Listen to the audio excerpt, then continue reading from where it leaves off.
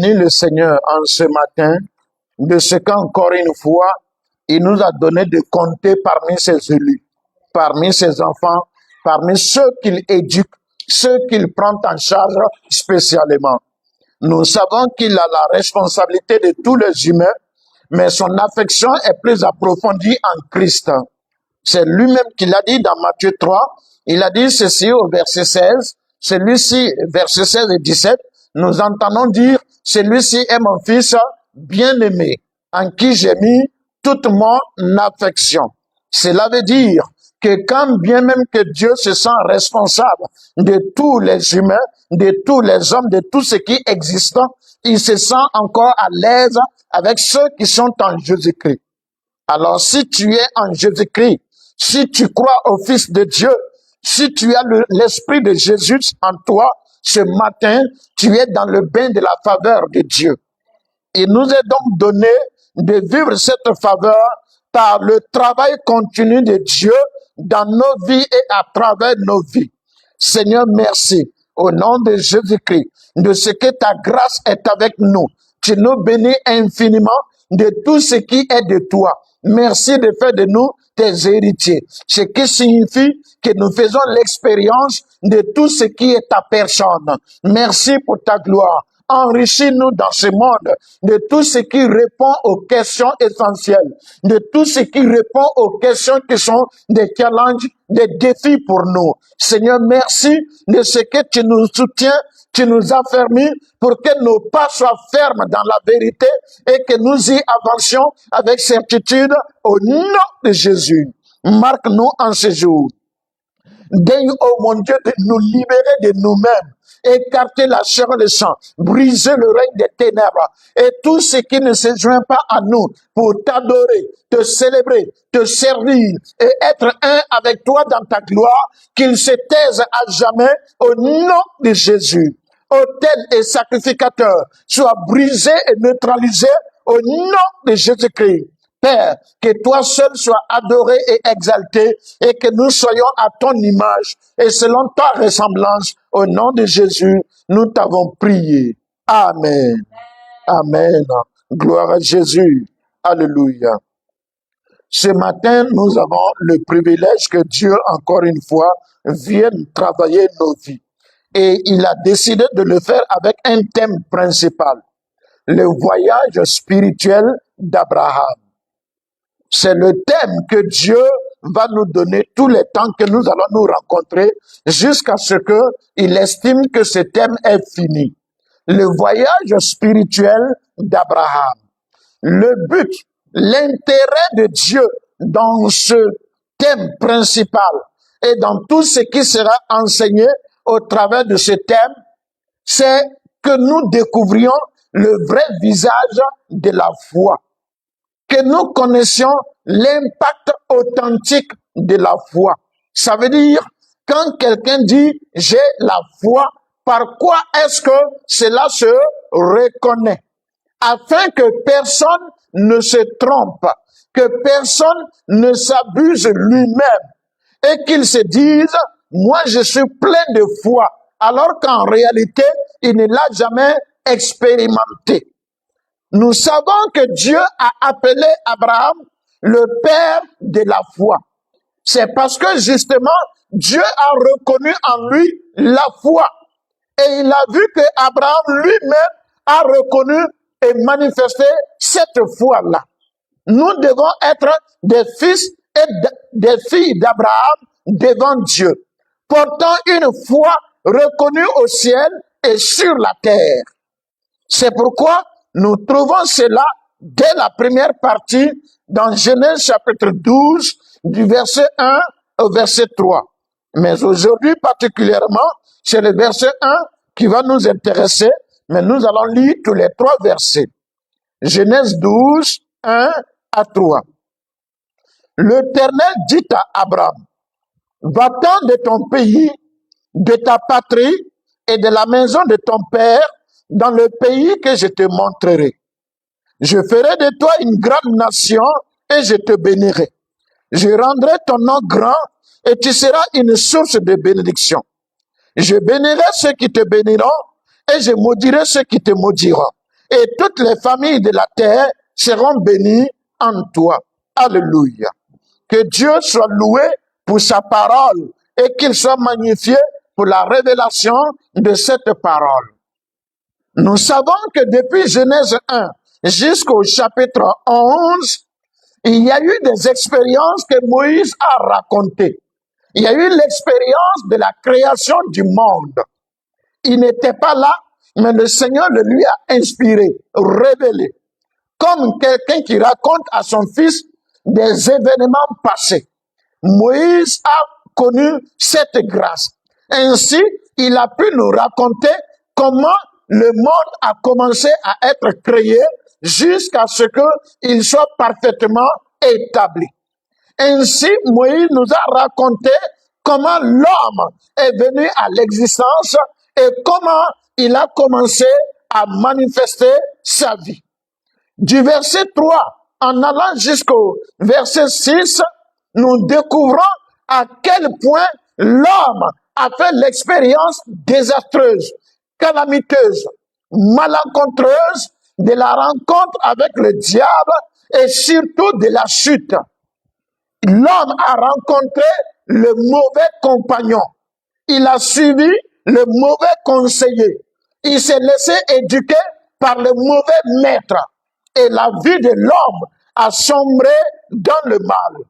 Quand nous prenons du Genèse chapitre 6, en allant jusqu'au chapitre 12, même le chapitre 11, nous découvrons comment Dieu a décidé de recréer l'humanité en détruisant d'abord tout ce qui existait sur la terre, sauf Noé et sa famille, ainsi que les animaux qu'il avait choisi de protéger par paire. Quand ils sont sortis de l'arche, Dieu a donné une alliance à Noé et il a décidé de l'accompagner pour qu'il y ait une humanité purifiée, renouvelée à travers Noé. Ainsi, Noé, en avançant dans la promesse de Dieu, a eu des enfants. Et dans sa postérité, on a finalement pu avoir Sem. Et quand Sem a continué, nous avons vu finalement Abraham qui est né après des personnes qui ont existé et qui ont été mentionnées dans la Bible. Mais à partir d'Abraham, quelque chose de spécial s'est produit. C'est vrai qu'avant Abraham, il y a eu des expériences spéciales. Il est dit par exemple qu'à la naissance de Seth, les gens ont commencé à invoquer l'Éternel. C'était une expérience spéciale, d'accord. Nous découvrons également que Enoch a marché avec Dieu. Quand il était âgé de 65 ans, il a eu un fils. Et à la naissance de son fils, on ne sait pas ce qui a pu se passer, mais ça a été l'occasion pour Enoch de rencontrer Dieu. Et il a marché avec Dieu pendant 300 ans. Et à la fin, il a été enlevé. Il n'est pas mort. Il est allé au ciel. Dieu était en train de préparer l'humanité à quelque chose. Nous avons enfin vu le cas de Noé, où la Bible dit qu'il a trouvé grâce aux yeux du Seigneur.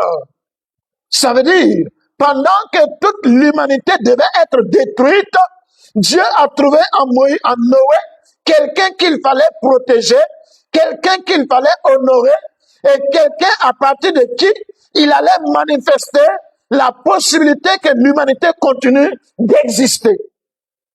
Noé avait été ses choix. Mais maintenant, Dieu choisit Abraham. Il décide qu'en Abraham, il crée un nouveau peuple, sans avoir à détruire l'humanité de nouveau sur la terre. Si tu veux le comprendre, toi et moi, nous devons savoir que le moment où Dieu choisissait Abraham devait être comme le moment quand il a choisi Noé. La différence est que au moment où il a pris Noé, il a détruit tout le reste des hommes. Mais quand il a pris Abraham, il a choisi de ne pas détruire les hommes, mais faire germer un peuple qui lui appartienne parmi les hommes.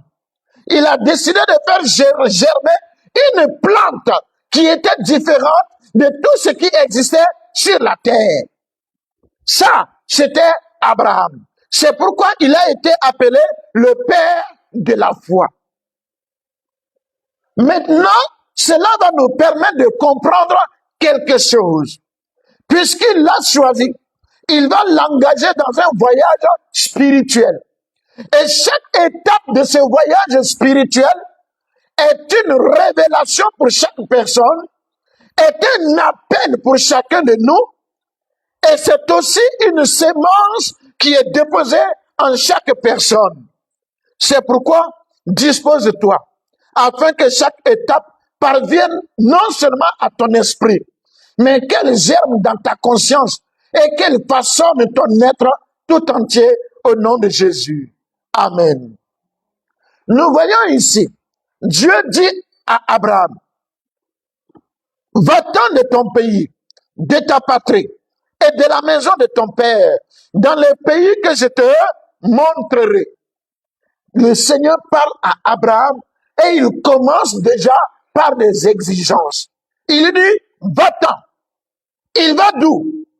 Il dit, va-t'en de ton pays, de ta patrie et de la maison de ton père. Ce sont des ordres que Dieu donne. Il n'est pas en train de consulter Abraham. Il n'est pas en train de lui demander son avis. Il est en train de lui donner des instructions. Et ce sont des ordres. C'est impératif. Va-t'en. Dieu n'a pas dit, je souhaite que tu ailles. Je souhaite que tu partes. J'aurais voulu que tu. Je voudrais que. Non. Il dit, va-t'en. C'est un ordre. C'est une consigne. Une instruction. C'est un impératif. Cela signifie quelque chose de très grand. Même si nous voyons au verset 3 que Dieu lui dit, et le verset 2, qu'il le bénira, mais vous comprenez que la bénédiction est venue après l'exigence. Mais pourquoi Dieu peut penser que Abraham va exécuter l'ordre qu'il lui a donné? Il semble agir avec confiance. Il n'hésite pas, il ne doute pas que ce qu'il dit, c'est ce qui va se faire. Pourquoi est-ce qu'il croit en cela?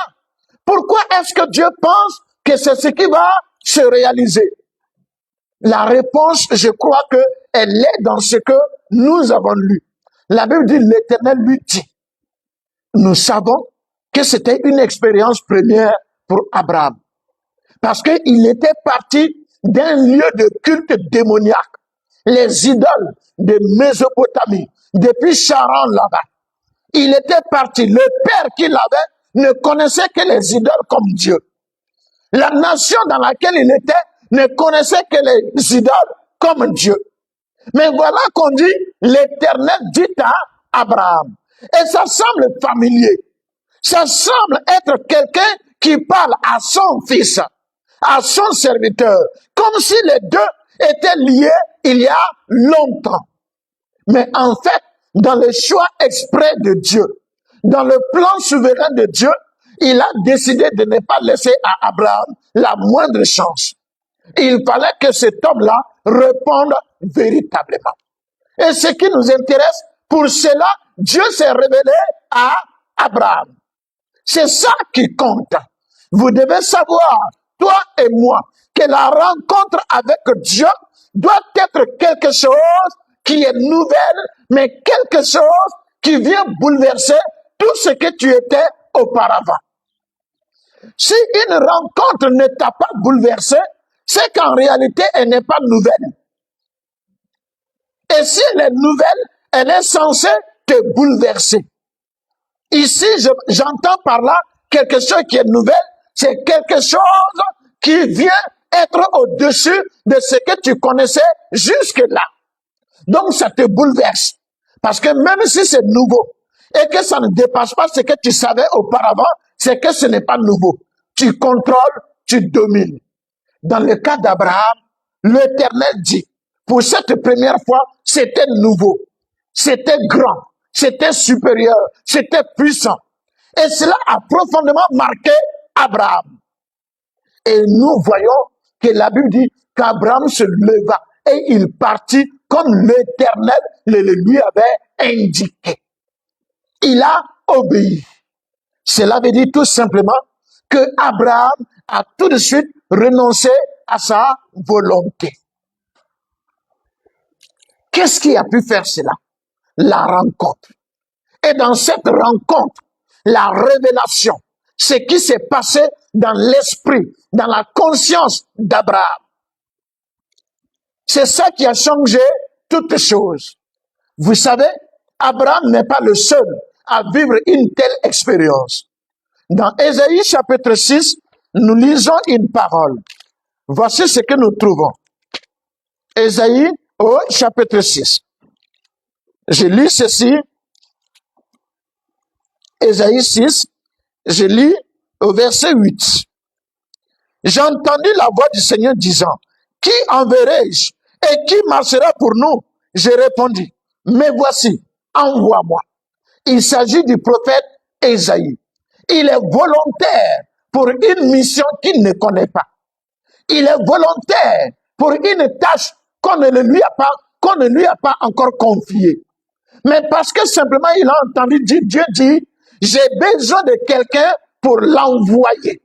Ésaïe est déjà volontaire. Pourquoi? Parce qu'il venait de faire la rencontre du Seigneur.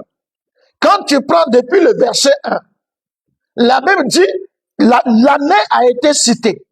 C'était l'année de la mort d'un roi. Et il se trouve que Ésaïe, dans le temple, a fait une vision. Il a fait la vision du temple et il a vu Dieu sous une forme choisie par l'Éternel.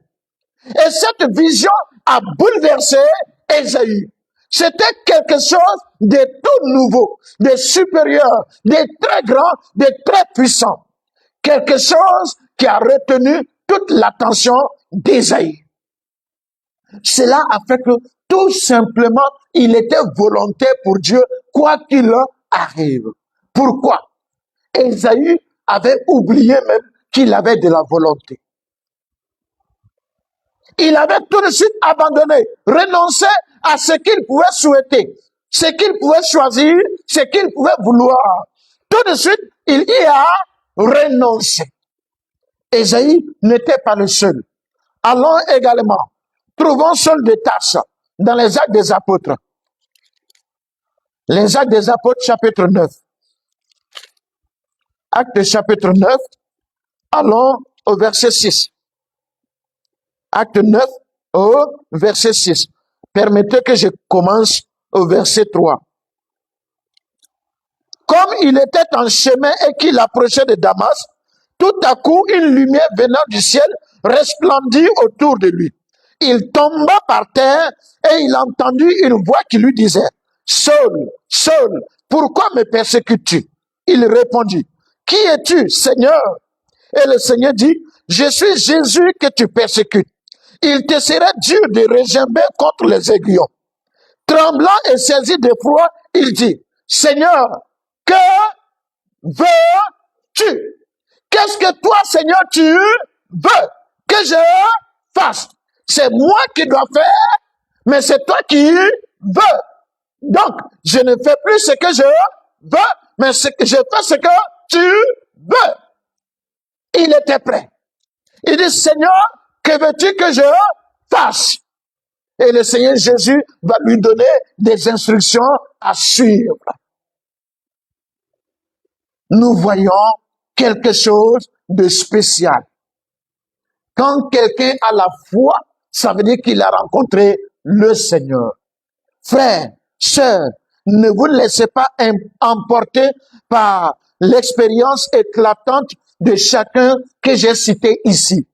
Le fait que, non, il y a eu la lumière du ciel qui a fait cela. Non, ce n'est pas là l'importance de la vision.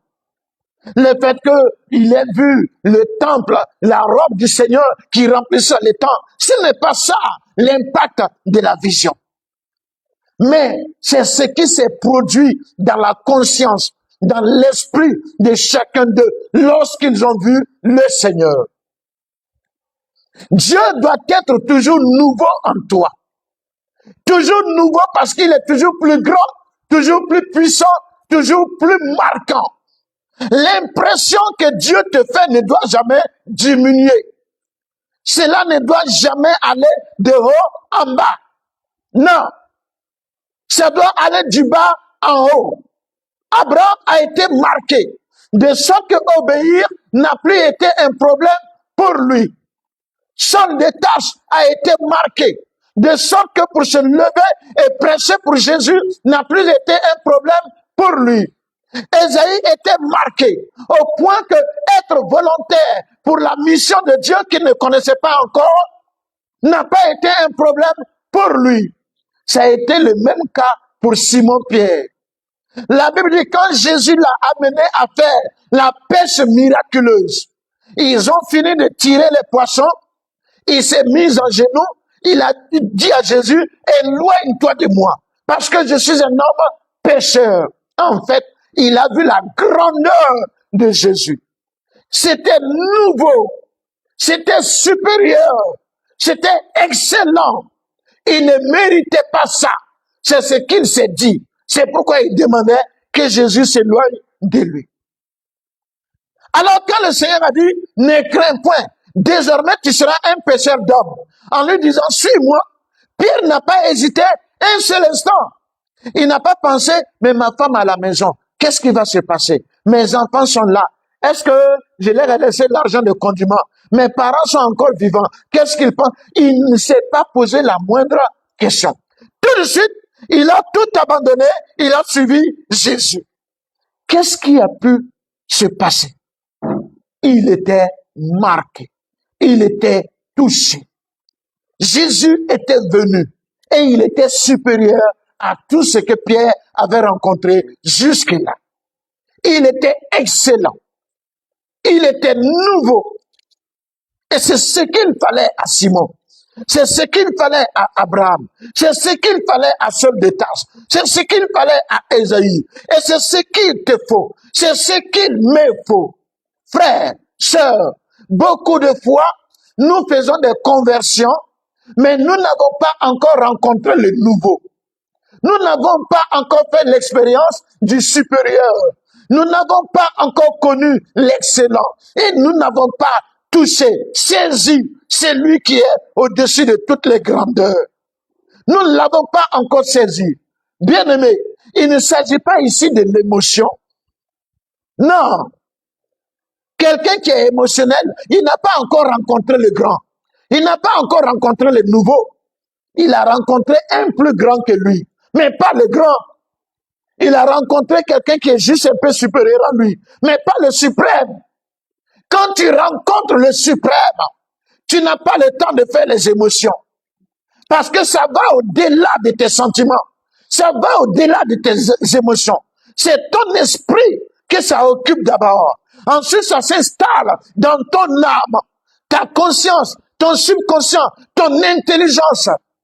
Tout est automatiquement touché et façonné. La foi ne repose pas sur l'intelligence de l'homme, mais la foi rend l'homme intelligent. La foi ne repose pas sur la sagesse de l'homme, mais la foi rend l'homme sage. Pourquoi? Parce que la foi amène Dieu à ton esprit pour commencer à occuper ta conscience, ton subconscient, afin de s'installer dans le reste de ta vie. Il y a des gens qui sont chrétiens parce que leurs parents le sont et leur apprennent à marcher pour aller à la rencontre de Jésus. Mais ils ne l'ont pas encore rencontré. Ce qu'ils font, ils se préparent à ce que cette rencontre soit possible. Tu sais, avant qu'il ne pleuve, il faut que ton champ soit préparé. Ce n'est pas quand il a fini de pleuvoir que maintenant toi tu vas commencer à préparer ton champ. Il y a ceux qui sont guéris par le Seigneur, qui ont reçu un miracle de Dieu, qui sont venus par reconnaissance ou alors qui sont venus parce qu'ils ont envie de continuer de vivre ces miracles. Ceux-là, c'est bien qu'ils soient là. C'est juste pour préparer leur cœur à la rencontre. Mais ils n'ont pas encore rencontré le Seigneur. Il y a ceux qui ont regardé la vie des chrétiens, qui ont vu que les chrétiens n'ont pas peur de certaines choses, alors qu'eux, ils sont continuellement troublés par rapport à cela. Ils ont décidé de venir à l'église, Ils ont décidé de devenir chrétiens. Ceux-là, ils sont là pour préparer leur cœur, mais ils n'ont pas encore rencontré le Seigneur. Non, la rencontre ne s'est pas encore opérée. Il y a ceux qui sont attirés de manière passionnée par certaines choses de l'Église, des cantiques, des manières de vivre. On dit vraiment, on voit qu'ils s'aiment, on voit qu'ils s'entraident, on voit qu'ils font ceci. Moi, je vais aller avec eux. C'est bien, tu es venu, mais ce n'est pas encore la rencontre. Prépare ton cœur. Prépare-toi à la rencontre de ton Dieu. Frère, sœur, lorsque la foi a commencé, c'est-à-dire lorsque la rencontre a commencé, la première des choses tout de suite qui se passe en toi, c'est que ta volonté tombe. Ce n'est pas le déni. Non. C'est-à-dire, tu ne viens pas à Dieu et tu vas nier que tu as de la volonté. Il ne s'agit pas de ça. Non. Tu reconnais que tu as de la volonté. Ça, c'est normal. Mais écoute-moi très bien. Face à Dieu, cette volonté tombe. C'est pourquoi Saul de Tarse a dit, que veux-tu que je fasse? Moi, je dois faire, mais c'est toi qui dois vouloir. Et ça, c'est important. Pourquoi? Parce que sa volonté à lui est tombée. Toutes les fois que quelqu'un rencontre le Seigneur, sa volonté tombe. La volonté est l'énergie de l'homme qui lui donne toute la vigueur, toute la capacité pour réussir un projet, une initiative, une entreprise. S'il n'y a pas de volonté, quelle que soit l'opportunité, tu vas la rater. C'est la volonté qui change le caractère. C'est la volonté qui change les circonstances. C'est la volonté qui libère. Mais le problème est que quand c'est ta volonté à toi, il y a des choses que tu ne peux pas changer parce que c'est spirituel. Donc, il faut une volonté spirituelle pour changer cela. Cette volonté spirituelle, c'est la volonté de Dieu. Abraham voulait des enfants pour lui-même. On dit il était le père élevé, le père exalté. C'est lui qu'on reconnaît comme affectueux, responsable. Un père qui a envie des enfants, qui a envie de s'en occuper, de les honorer, de les entretenir, de les témoigner de l'amour. Abraham était déjà affectueux avant même d'enfanter. Il avait les critères d'un père. On l'a vu avec son neveu Lot. Vous comprenez? Il était resté seulement avec son frère Nacor. Leur frère Aaron était décédé et a laissé son neveu Lot. Mais nous voyons que Lot était attaché à Abraham, pas à Nacor. Pourquoi? Certainement, celui-ci lui démontrait une responsabilité de père, une figure paternelle dont Lot avait véritablement besoin. Mais vous voyez, malgré cette volonté, ils n'ont pu rien faire parce que cette volonté était spirituelle.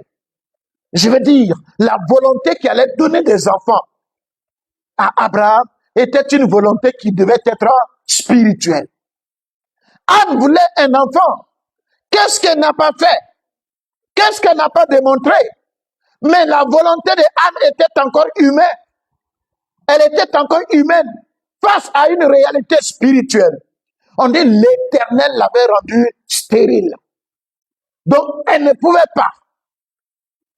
Élisabeth et Zacharie ont voulu d'un enfant pendant longtemps, mais leur volonté était toujours restée humaine. Elle ne suffisait pas contre les réalités spirituelles. Frère, sœur, ta volonté est ton énergie, c'est ta force. Elle te conduira jusqu'à un certain niveau, mais elle s'arrêtera à mi-chemin. Parce qu'elle est volonté humaine, pas divine. Dieu a dit au prince de Tyr, tu prends ta volonté pour la volonté de Dieu. Tu penses que ta volonté peut tout réaliser. Non, ce n'est pas possible. Ta volonté ne peut pas tout